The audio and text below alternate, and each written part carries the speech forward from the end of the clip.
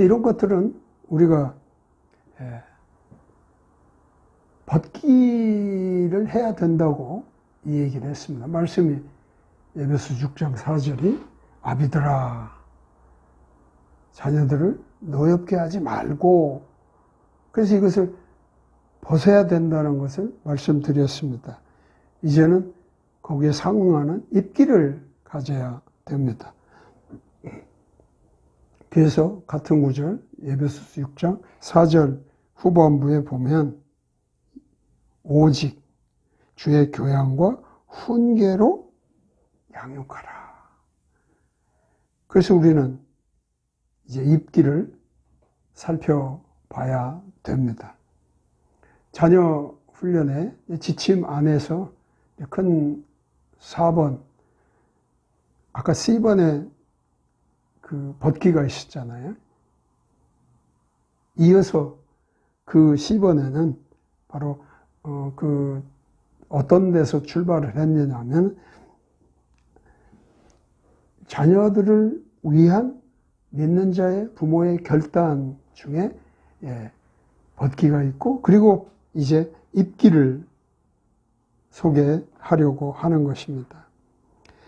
하나님의 말씀을 의존해서 자녀들을 돕는데 신실해야 됩니다. 하나님의 말씀을 의지해서. 이게 입기에 해당하는 겁니다. 그 내용을 어떻게 소개하고 있느냐면 바로 당신의 행위의 본보기를 통해 주님께 신실하게 순종하는 것을 자녀들에게 보이라. 자녀들에게 순종하는, 참 훌륭한 일입니다.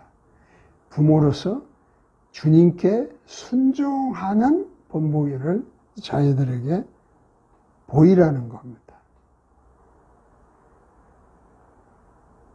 이것이 자녀들에게 하나님의 말씀으로 그들을 가르치는 매우 중요한 태도라고 볼 수 있습니다.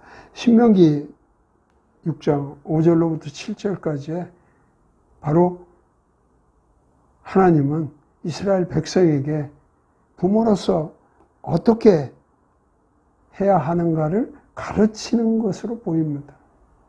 그래서 유대인들은 신명기 6장 5절에서 7절까지 이 말씀이 부모가 자녀를 교육하는 데 핵심이면서 기초로 삼고 있는 것입니다. 읽어보겠습니다. 너는 마음을 다하고 성품을 다하고 힘을 다하여 내 하나님 여호와를 사랑하라. 오늘날 내가 내게 명하는 이 말씀을 너는 마음에 새기고 내 자녀에게 부지런히 가르치며 집에 앉았을 때에든지 길에 행할 때에든지 누웠을 때에든지 일어날 때에든지 이 말씀을 강론할 것이며.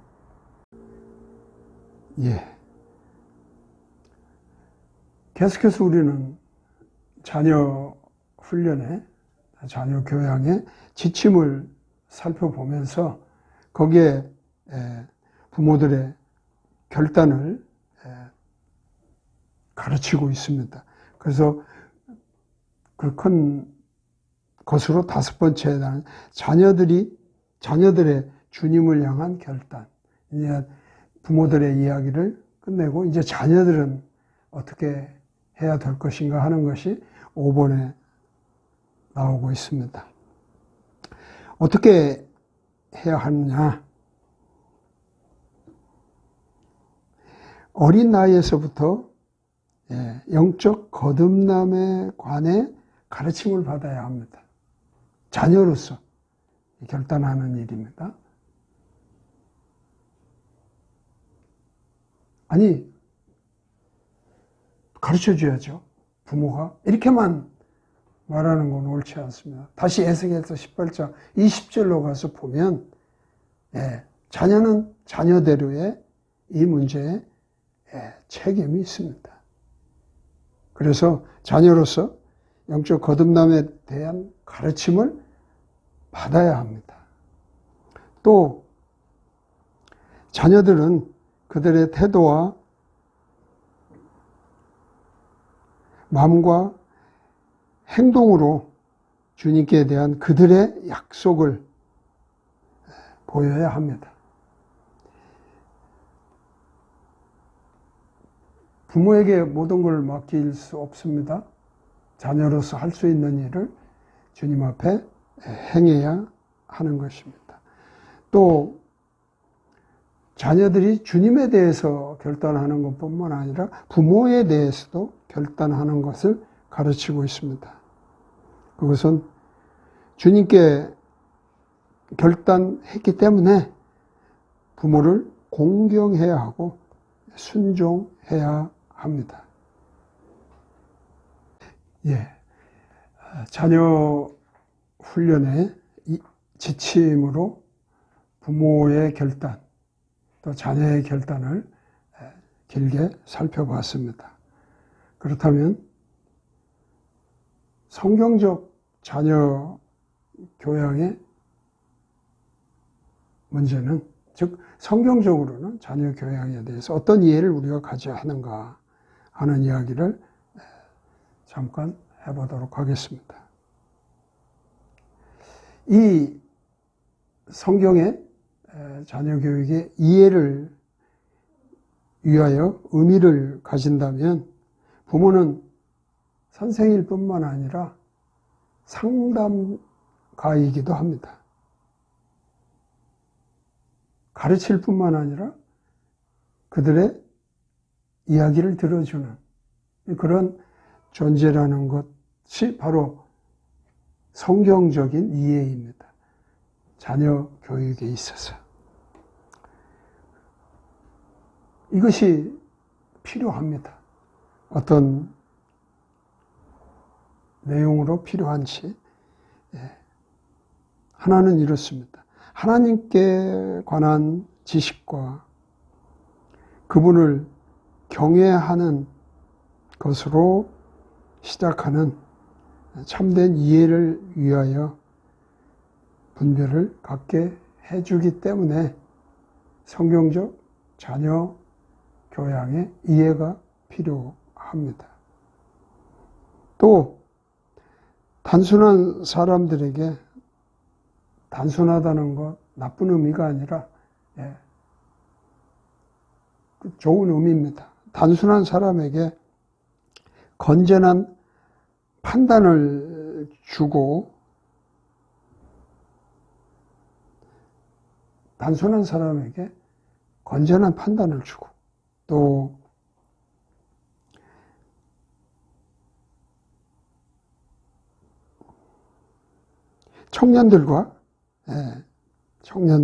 청년들에게 지식과 판단을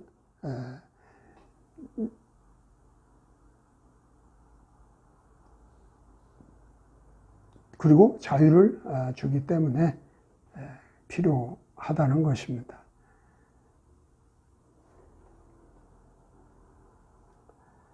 누가 가르치고 가르침을 받아야 하는가? 그것은 바로 믿는 자는 서로 가르쳐야 한다는 것입니다. 누가 누구를 정해져 있지 않아요. 물론 어떤 것에 정도에 따라서는 가르치는 사람과 배우는 사람이 한순간 일시적으로 그럴 수 있습니다만 기본적으로는 믿는 자는 서로 가르쳐야 한다는 것을 이해하는 것이 필요하고요. 또 부모는 자녀들을 가르쳐야 합니다. 직접 가르쳐야 돼요. 맡겨서 될 일이 있고 부모가 책임으로 해야 될 것이 있고 그렇기는 합니다만은 기본적으로는 부모가 자녀를 가르쳐야 한다. 직접 가르쳐야 한다는 것이 성경적 자녀 교육의 이해 속에 들어있는 겁니다. 자녀에게 무엇을 가르쳐야 하는가 생각해 본다면 다른 믿지 않는 자에게 하듯이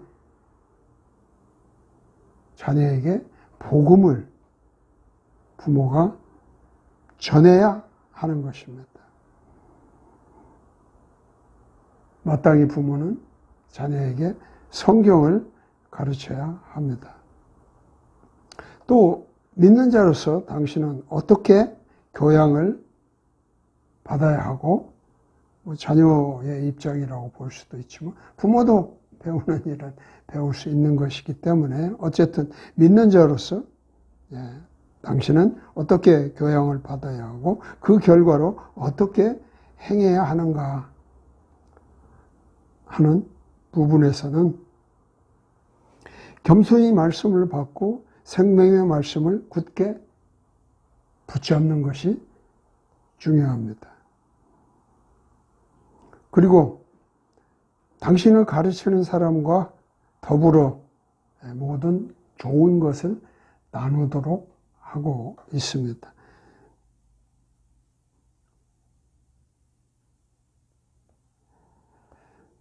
또 슬기로운 사람으로서 자신의 발걸음을 신중하게 생각하고 어리석은 자와 같이 모든 것과 모든 사람을 믿지 말라고 말하고 있습니다.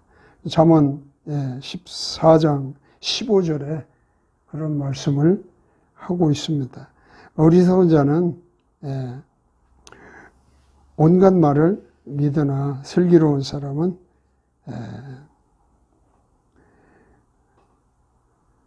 행동을 삼가느니라.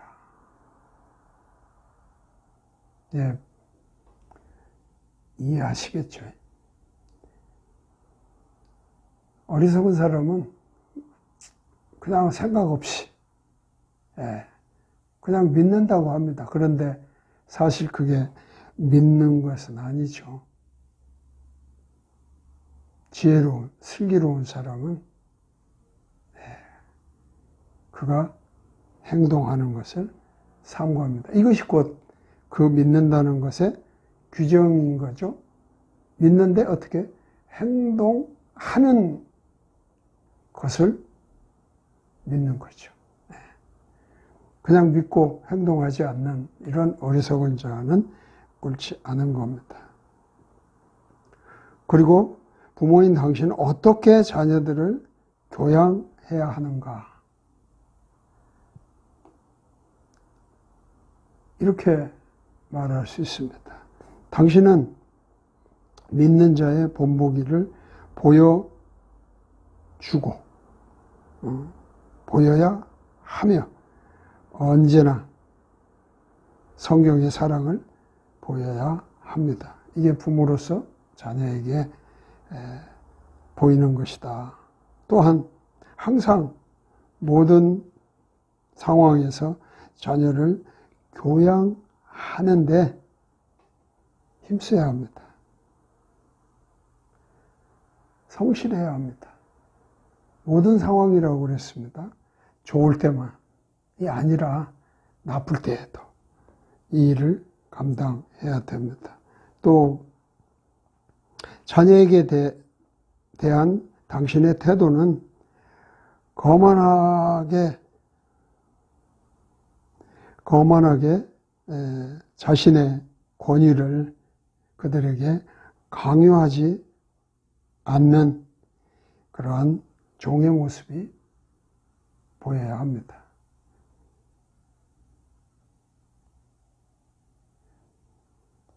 부모로서 권위를 내세우게 되면 이렇게 흘러가기가 쉽습니다. 그러나 종의 모습으로, 종의 태도로 자녀들을 대하도록 가르치고 있습니다. 또 자녀에게 위선 없이 가르쳐야 하고 그들을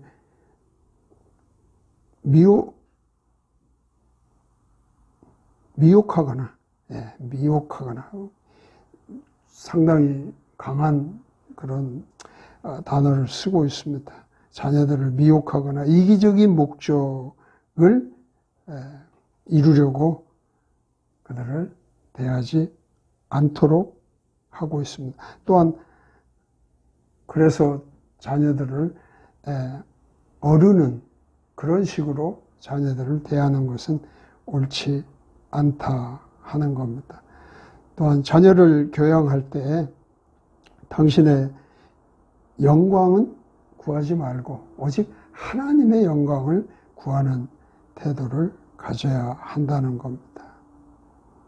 먼저 부모는 서로 다투지 말아야 합니다. 그리고 오히려 온유한 태도를 가지고 있어야 합니다. 앞에서 읽었던 데살로니가 전서 2장 7절, 8절에는 바로 이 부모의 올바른 바울이 말한 바울 자신이 어떤 모습으로 어떤 태도를 가지고 그들에게 갔는지를 잘 소개하고 있습니다. 반복된 거지만 한 번 더 읽어보도록 하겠습니다. 데살로니가 전서 2장 7절과 8절의 말씀입니다.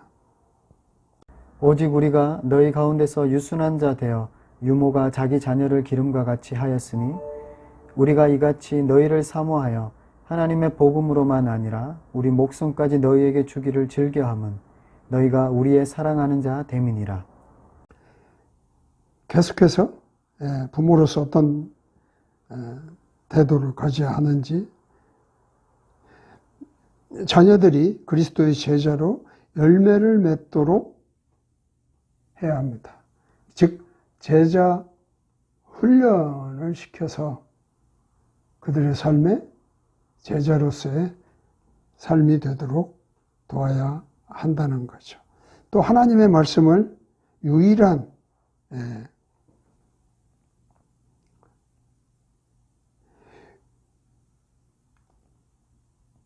권위로 삼아야 됩니다. 하나님의 말씀을 유일한 권위로.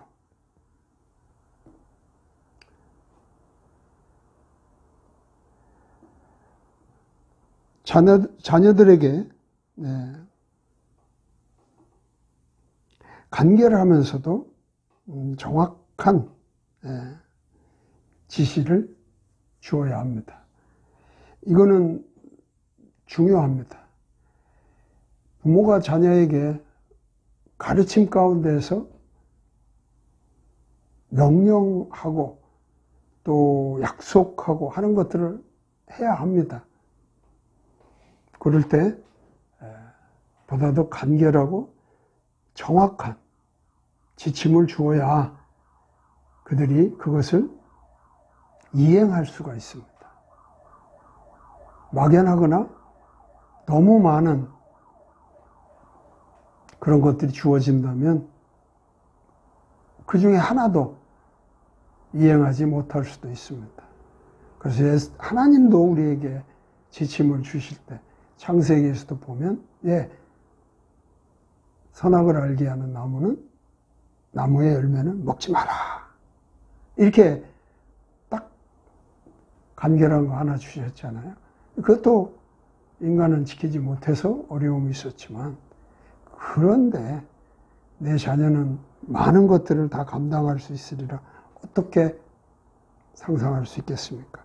그래서 지침은 간결하게 분명한 것으로 주는 게 옳습니다. 이제 우리는 원리로 다시 돌아가서 두 번째 요소인 성경의 소망을 읽어보도록 하겠습니다. 원리 71번과 72번을 계속해서 읽어보도록 하겠습니다. 당신의 삶에서나 자녀 훈련 시 하나님의 말씀을 공부하며 순종함으로 자신을 의존하고 당신의 배경과 성장 과정을 벗어버림으로 당신은 하나님을 공경하는 부모가 되기 위한 지혜와 방향을 얻을 수 있다. 자녀들은 불순종과 고집과 반항을 벗고 부모와 주님에 대한 순종을 입으면 하나님께서 그들에게 복을 주실 것이다. 자녀들이 부모의 교양과 훈계에 주의하면 지혜를 얻는다. 이런 소망이 성경에서 우리에게 주어지기 때문에 우리는 이 소망을 붙들고 성경적 변화를 이룰 수 있습니다. 즉 나에게 문제가 됐던 그 죄에서 벗어날 수가 있습니다. 그래서 우리는 세 번째 단계로, 요소로 넘어갈 수 있는 것이죠. 오늘 16과의 결론은 다시 한번 원리 69번을 읽는 것으로 마치겠습니다. 자녀는 하나님의 선물이다. 자녀들을 부모가 자기 마음대로 혹은 인간의 철학으로 키우지 말고 하나님 말씀의 훈령을 따라서 키워야 한다. 여기에 핵심은 이런 겁니다. 자녀는 하나님이 주신 나의 기업이다. 하나님의 것이며 하나님의 것을 내가 잘 지켜가는 것입니다. 그렇게 하면 하나님의 것이기 때문에 하나님의 계획대로 번성하여 결과할 것입니다. 결코 내가 습득한 또는 습득된 경험을 통해서 자녀를 양육하려고 하는 태도는 없애야 됩니다. 그리고 하나님의 관점에서 하나님의 방법을 따라 자녀를 양육할 때 우리는 그 자녀를 바르게 길렀다고 말할 수 있을 것입니다.